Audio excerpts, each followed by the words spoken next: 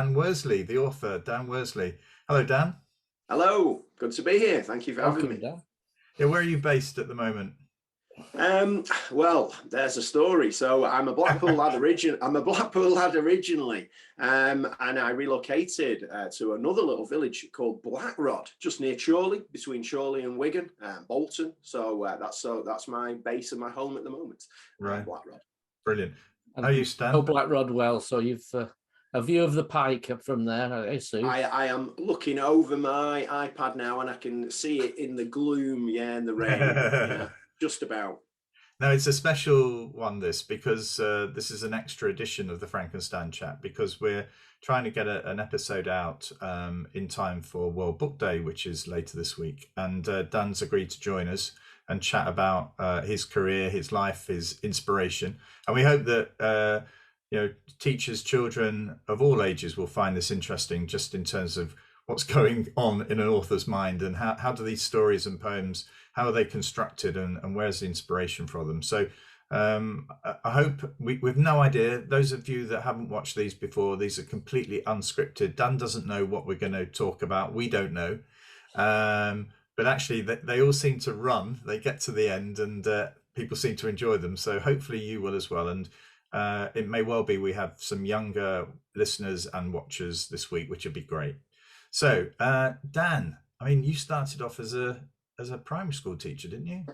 I did, yes. I qualified as a youthful, newly qualified teacher in 1998, and got my first job in a big primary school in Blackpool, big 3-form entry school, and started off in year 5, and then worked my way to year 6, year 4, year 3, over a 15-year period. So yeah, teaching, absolutely loved it. Was it something you wanted to do anyway? Always. And my inspiration for teaching, I think, probably came from having some amazing teachers in my primary school and secondary school. And so primary was always, I think, the mission objective. Working with young children was always the dream. So yeah, to get to uni, St. Martin's in Lancaster, and then come back to Blackpool to get a job in my hometown made it especially magical, really, to go back and work in Blackpool. Brilliant. Stan, what about you? How come you became a primary school teacher? Well, my mother was a teacher, so that was definitely an influence. But I think it was more to do with getting to 16, 17, and I was going to be an engineer at that point because my dad was an engineer. That's where I was going. And the teaching seemed an easier route, to be honest. Proved not to be, but at the time it seemed an easier option. So I went to Manchester to train, and then got a job in Salford straight away. Well, mine started when I had a lung condition when I was at secondary school. One of my lungs collapsed completely one day, and the other lung was affected as well. So it was a pretty serious situation for me. So I managed to get my what's now GCSEs, my O-levels, out of the way, and went off to a grammar school to study A-level. But I just found all the hospitalisation and everything. I got a year behind and didn't like it being the year behind. So I left and went and worked in a bank. And I remember organising a football tournament, and we had to arrange a coach. And of course, all the parents put their kids on the coach, and they all went to the back row, on the back seat of the coach. And it was only the middle seat that had a space in it. So I sat there, and I just thoroughly enjoyed being around, young children. I hadn't really thought about being a teacher before that. And that's when I left the bank and started teaching.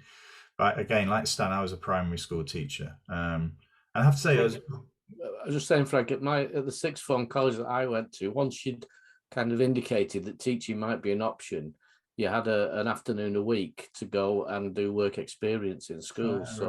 So I was in, I was doing a middle school course, and I was in the secondary school and the primary school. So I did get quite a bit of feel for things before I decided that was what I wanted to do. Right.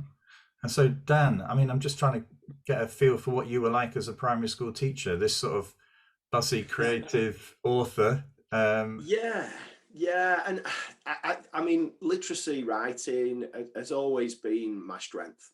Mathematics less so, and I do always think you are either one or the other. I think you're a mathematician or a writer, or vice versa, and you're very lucky if you are both. And yeah, literacy was my strength, and I think probably year six, I was in there. Year six often is a bit like the Twilight Zone. I think once you get in, you just can't get out. And I was in there maybe 6-7 years working year six. And back in the day when it was a long write and a short write, and we're writing all throughout the year, looking at different genres, different styles. And I think I almost rebooted my love of writing. I think right through uni and secondary school, I think it had sort of been a bit on the back burner. And I think it just, when I was in primary school working with children, that love of writing, and I was creating the waggles that we were putting up on the board and picking apart. And I used to say to children, sometimes jokingly, one day I will write some stories and I'll put them in a book. And that sort of was like a running thread through my time as a teacher. So yeah, I have a lot to thank teaching for. I think teaching gives you a lot of skills, puts a lot of things in your armory that you can use in different areas, and definitely the writing side of it, and knowing the stories that children like to read, knowing the writing that makes them laugh, knowing just how to make them feel a little bit scared, that terrifying them, all of those different things, I think I probably unwittingly honed over my time in teaching. So yeah, I have a lot to thank teaching for, a real good skill set that it gave me, definitely. Yeah. I mean, where did you get that inspiration from then? Because I've seen you do. I mean, we've met only once before. I think it was at the launch of the literacy strategy in Blackpool, the Winter Gardens, I think it was. But you read out a story, I think it was, or a poem about a runny nose, which anybody who's taught in a primary school will know about the dreaded runny nose. So, are these coming to you all the time just because it's observational stuff? Yeah, that's a question, Frank, that is asked quite regularly by the children in school. Where do you get the ideas from? How do you come up with the ideas? And if I'm honest, a lot of things I see things, or I'll see something that I call it, when I tell the children, it's a seed, a story seed, something so small, so minuscule that you don't think it can turn into a story. But when you put it in your brain and you start to think, it grows and flourishes into that full story. And that is how I tell the children, we grow the story from the seed. So yeah, that started off by randomly seeing a kiddie, and he sniffed this amazing bogey back up his nose. And I just thought, that's incredible. Wow. So that went down in my notebook, and however X number of months later, I thought, what happens if this kid has got superpowered snot, hot shot snot, that he can actually use? So in the story, the kid claws this snot down and he fires it around. And yeah, so from one simple observation, a short story came to life. So that notebook then you were talking about, I mean, is that with you all the time? Is it, and things come back months later? Yeah. And I'll be honest, it's probably as much for the dreams, because I have some crazy dreams. And if you know, with the dream, if you get up and it's gone, if you give it a few hours, it's gone. So I often do jot things down. If I'm out and about, I was out one day walking, and I saw the most incredible sight: a cow in a field, and it just lifted its tail and it did the most incredible poo. And I thought, whoa, there's a story in this. There's a story in this. And then that created a story about a child who lost the ring. The cow ate the ring, and the only way to get the ring back was to go into the cow poo. So the chain of thought started just with seeing one amazing image that I thought would be a showstopper as a finale for a story. And it went down in the notebook and was turned into a story. I think for those, for younger people who are watching, listening to this, Stan and I are sort of in our 60s. So, and actually, I think that reveals a sort of time when writing was, you were given a lot of time to think about writing a story, preparing it, drafting it, coming back to it. I think it was quite a lot around the craft of writing, and so it wasn't quite so technical as it is now. Are you of the brigade that actually is around the creativity, or is it a mixture, Dan? Oh, Yeah, you know what? It's my mindset has changed. My mindset has really changed, because if I put my year 6 teacher hat on back in the days of prepping for SATs and getting the children ready, and in those days it was all about the grammar, it was about the the structure. And now I think there's a lot more about the creativity. I think writing should be a creative experience. If you're painting a picture, it's all about creating. And I think if you can create, you can get those ideas out, you can make something, then as a secondary, you can then look at the way that your sentences are structured. You can put your fronted adverbials in, you can look at your variety of vocabulary, look at your drop-in clauses and all of the other things. I think you've got to create something, because ultimately, if I ask you the question, Frank and Stan, can you tell me the last book that you recommended to someone based on the fronted adverbials and the beautiful punctuation? You probably couldn't tell me. But if I asked you about the last book that made you cry, the last book that startled you, that stunned you, that will stay with you for the rest of your life, you probably could tell me 2 or 3. So for me, it's all about the story now, but when I work with teachers, obviously they want the other things integrated. They want to look at fronted adverbials. So it's a balancing act. I used to say to when we were on holiday reading novels to my wife, have you ever put the novel down when you finished it and thought, let's have a look at those characters again and how they were developed and everything? No, you just really enjoyed the story. Yeah. And I do think with reading as much as writing, we're in danger of losing the spontaneity, the enjoyment, and just the pure learning from it that doesn't require you to have to analyze every character in it or every word structure or everything else. But you're right, there's a balance, and I'm not suggesting we don't do anything, but I think the balance at the moment is too far in the technical range and not enough in the creative and enjoyment. Yeah, I mean, sorry. Go on, Dan. No, go on. Yeah, and I'm going back to, I'm saying the old days. So I'm talking the early 2000s. And I do remember I was talking to a colleague about this in a school the other week, actually. And we used to look at organisation, we used to look at composition and effect, grammar and punctuation. So the children actually had different elements that they were, so you could be someone who had amazing creative ideas, but you needed work on your structure, or the other way around. And it does, as you say, seem to have shifted towards the actual structure. And I think, we need to really push that creativity, even more so than structure as well. So how are you received then, Dan, when you go into schools to do your work? I mean, are you sort of like a bit of a provocateur, sort of like, I'm bringing back the good old days, or, how do the children and the teachers react then? I like provocateur. I like that. I might add that to my Twitter bio. I do like that, provocateur. I think the main thing and the visits now, it was quite difficult when I transitioned from teacher to author, because I was introduced many times, there's Dan's here to teach you about writing. And it was almost as if we just pricked the bubble and it just burst. So I think now I am pitched as the author, and the children totally buy into it, the staff buy into it. So it's as much about telling stories, performing stories. So I put my stripy multicolored storytelling waistcoat on, and I bring those stories to life. And I think that's probably my unique selling point. There's a lot of great authors out there. So for me, creating these stories, I had to have something that was slightly different. So the fact that I can bring the cow poo story, the snot story, I can bring those stories to life and perform them, I think that gives me something different. But then I can put my teacher hat back on, and we can go into a writing workshop and we can pick apart a piece of text, we can replan it, rebuild it, and I can leave those children ready to start a first draft. And the aim is you beat the author. You try and beat what I've come up with. So, and excitement, enthusiasm, engagement, I think that's what we're looking at. But not to be seen as the teacher, because as the children come and put their hand up, can I go to the toilet, Dan? I'm not your teacher. You ask your teacher. I'm only here to do the stories.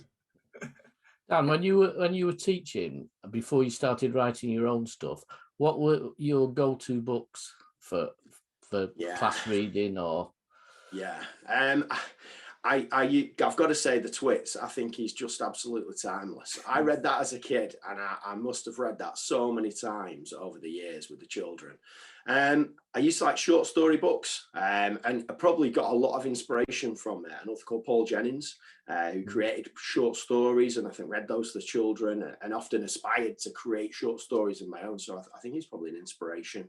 And for me, it just all genres. And I think non-fiction really is a genre that we bypass sometimes, because I think we get so caught up in stories.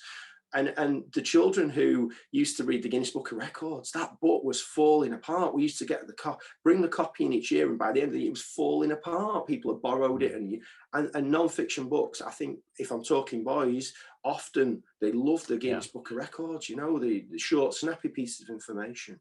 Do you think there's a bit of snobbery, academic snobbery about if you like non-fiction? Actually, that's sort of more intellectual, shall we say? And if you like fiction, that's more intellectual. If you like non-fiction, then actually that's, it's really just about information. It's not quite the same sort of place, in terms of development. I'm not sure as it would be snobbery. I think probably it's the usage of the books. And I would say a huge chunk of what we do curriculum-wise, it is revolving around fiction. And I think the non-fiction stuff that comes in, the non-chronological reports and things that we do, we dip into it. But I think for a teacher to engage a class, it's probably actually easier to use a fiction text, a storybook that can be an ongoing read. So I think it's probably just that they fit in, sort of easier into the curriculum and probably easy to incorporate. But non-fiction has a huge place there. It really does. It does. And will hook readers. Yeah, so Stan, what about you then? Short stories, The Goalkeeper's Revenge comes to mind, and the short stories in that. And I don't know if it was actually in that book or in a separate book, a short story about Spit Nolan, which is a fantastic story to read to older Key Stage 2 children, because the sort of anti-hero in it dies. And it's a real shock when you get to the end of the story and a teenager has died in the story. And that I found when I did it with the older children, there was a lot more debate about the story and whether the storyline was sad, whether it was deserved, etc. I've got a lot more out of that. But on a sort of ongoing story, chapter a day type, it was The Weird Stone of Brisingham, and Alan Garner was the one that I got hooked into. And because I was hooked into it, the children got hooked into it, and I had pictures of Alderley Edge and everything. Yes. It was my go-to book, that one. I think a lot of drama from that. I think one of the things for me, we've got grandchildren now, and they stay with us a few nights, and so I'm starting to revisit some of the books that we read to our children and that our children read. And so when Hitler Stole Pink Rabbit is still one that sort of, I don't know, just strikes a chord. And actually bearing in mind what's happening in the world this week, it feels as though when we revisit that, it's as relevant today as it was, set in its time. It was just it's just the right book, I think, for today. I mean, some dreadful news, isn't there, Dan, in terms of what's happening in Ukraine. I don't know if you had a thought about, what, how you would bring that to sort of reality for children. It's tough. It's really, really tough times. And on the back of COVID and everything else that's gone on, it is a really challenging time. And it just feels like, we're getting a lot of really, really tough news that's coming through. But I think, in a way, I think books are a route to an escape from everything that's going on. So I think if we can create stories as authors that are total escapism, and as I once said, I'm not aiming to write War and Peace. I am looking to write stories that are pure entertainment, that will make you laugh, that will make you smile. They might scare you a little bit. And I think if authors can take you to a different place, then I think that's probably a job done. I take my hat off to the authors that tie in real life events, historical events into those, into fiction. I think that's a really, really tough gig. And I have a lot of respect for the authors that do that. Yeah, because obviously the historical element of it has got to be accurate, because if you lose that accuracy, then actually your whole story starts to crumble away, doesn't it? Because it loses its sense of place and time.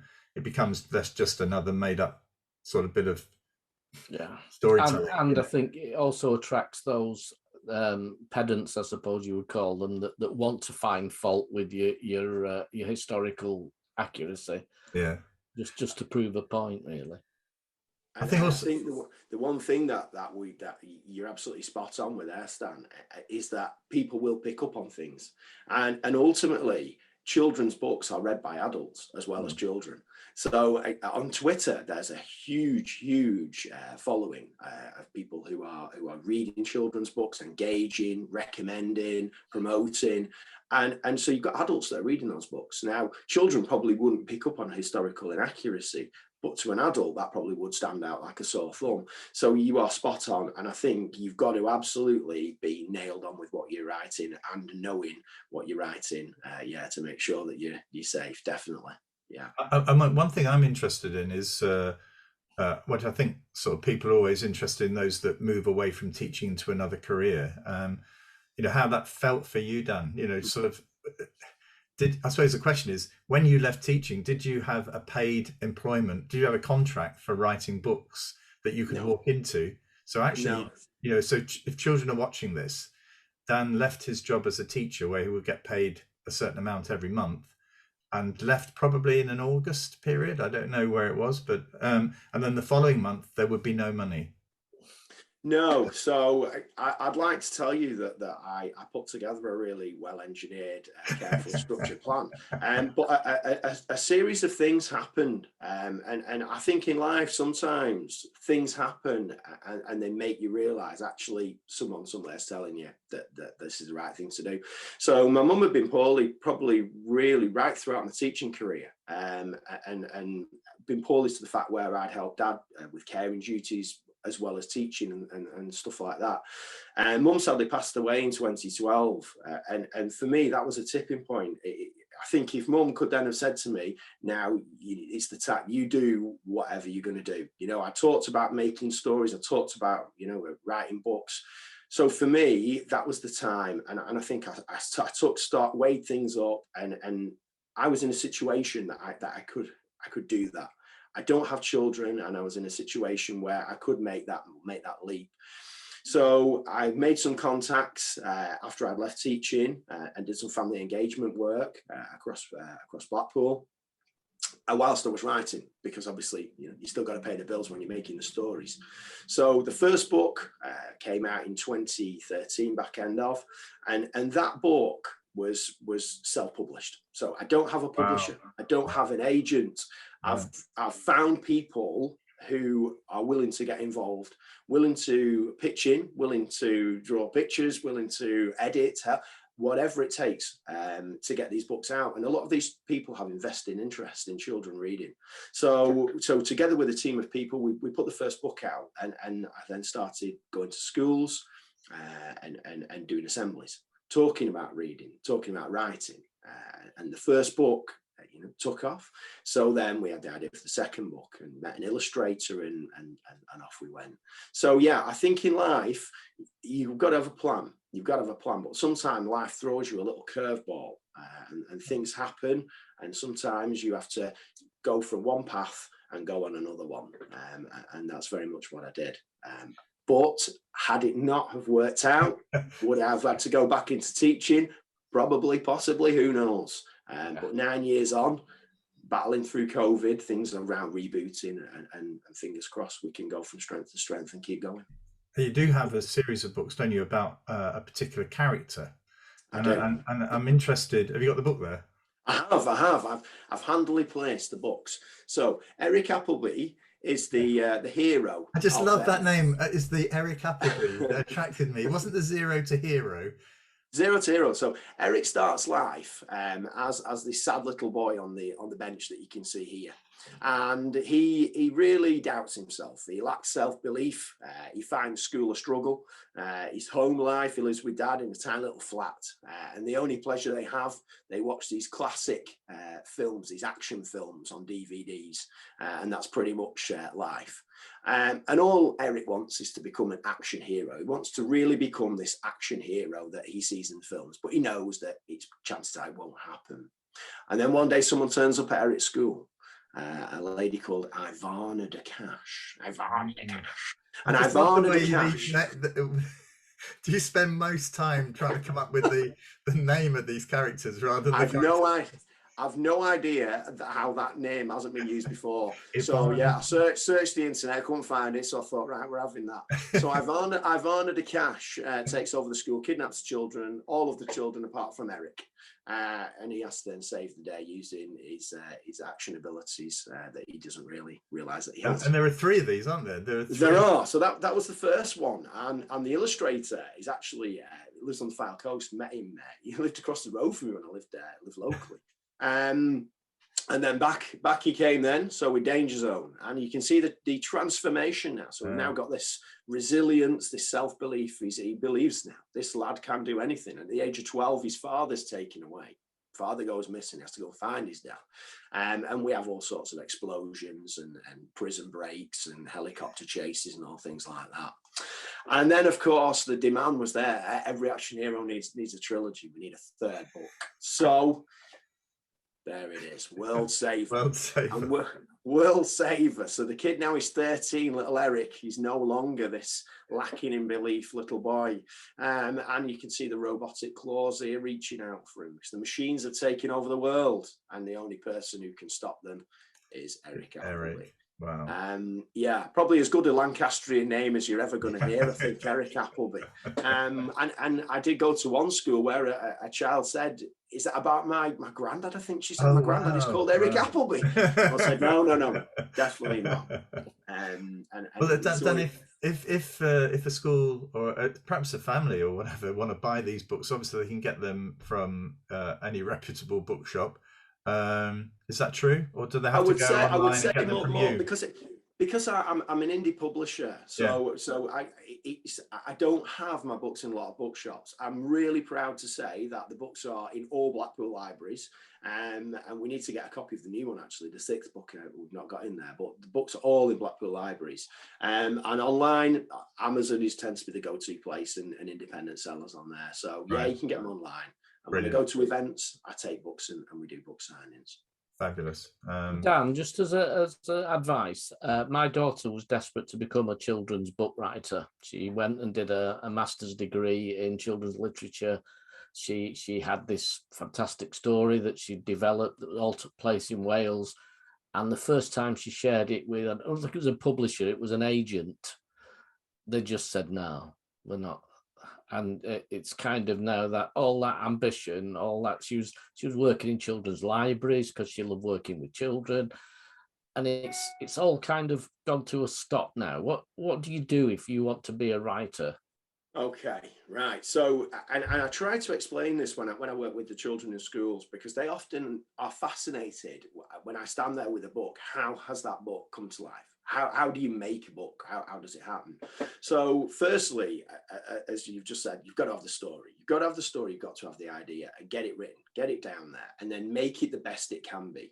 So I usually edit 5-6 times. Really? Wow. Polishing. That's really important, isn't it, for children to understand that, this polished piece is not going to be created instantly.